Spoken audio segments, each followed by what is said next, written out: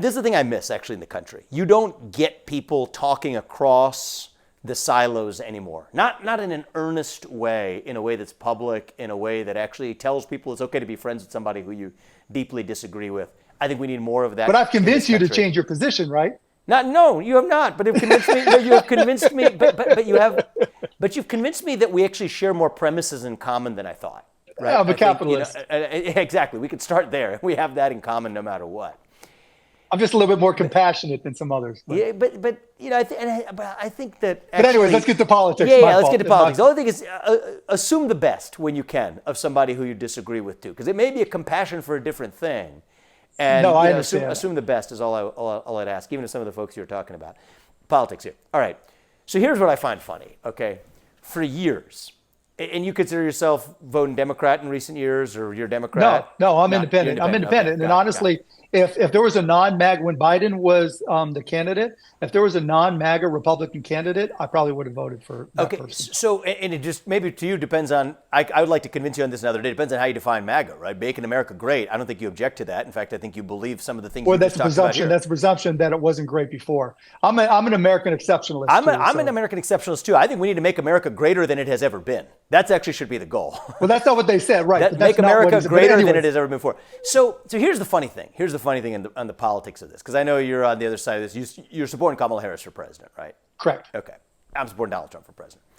But here's the interesting, before we get into the side tizzy that'll send political discussion into.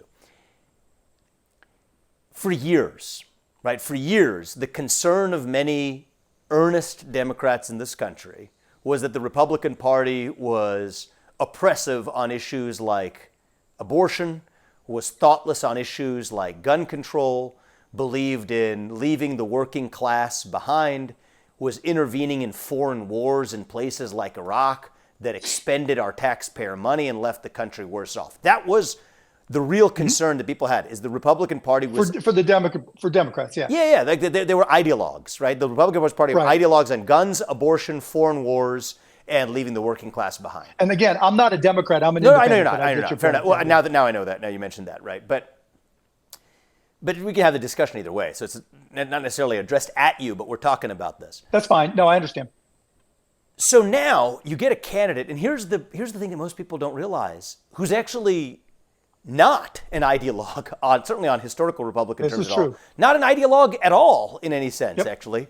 Who on abortion is against a federal ban on abortion, is a little bit more pragmatic, you could say, is in certain other issues. On gun control is softer than some Second Amendment advocates, even myself in many cases, would advocate for. You have a foreign policy that is against fighting pointless foreign wars or intervention.